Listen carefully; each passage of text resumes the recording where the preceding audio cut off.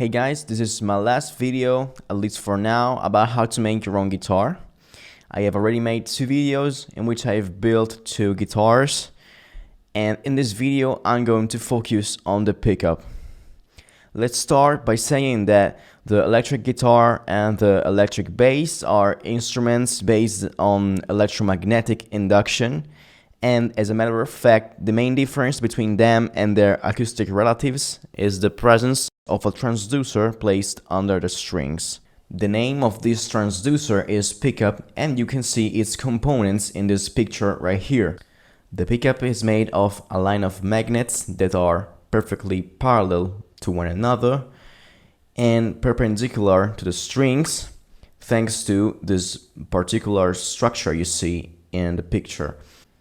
And there is also a bobbin made of a great number of windings of enameled copper wire, which is all around the entire line of magnets. For example, for the pickup that I have built, I have used 7,000 windings of wire that was 0.05 millimeters in diameter. These are the magnets that you gotta use for the pickup. They are made of an alloy called alnico, which takes its name from the elements it is composed of, which are aluminum, nickel, and cobalt. Every magnet is placed at the distance from the one next to it that is equal to the distance that separates the strings from one another. So we can say it's like every magnet is assigned to one string.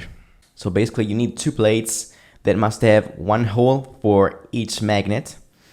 You put the magnets in the holes. You probably need a hammer to make sure that the magnets don't move after you've placed them.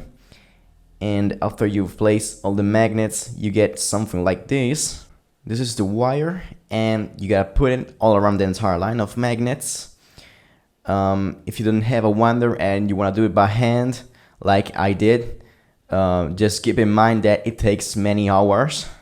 After you're done, you gotta take the start and the ending of the windings, and you gotta solder 1 wire to the start and 1 wire to the ending, and you make them go to the jack input, and you solder these wires to the jack input. So at this point the pickup should be already working. If you want to add tone knobs, volume knobs, or stuff like that, you just need to solder the wire from the pickup to the knob and do the same thing from the knob to the jack input. So you need 2 more wires for every knob you add. Alright, so that's it for my tips on how to build your own pickup.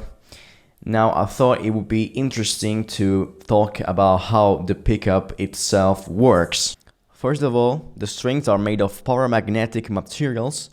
Therefore, the part of the strings that stays above the pickup becomes part of the magnetic field generated by the pickup.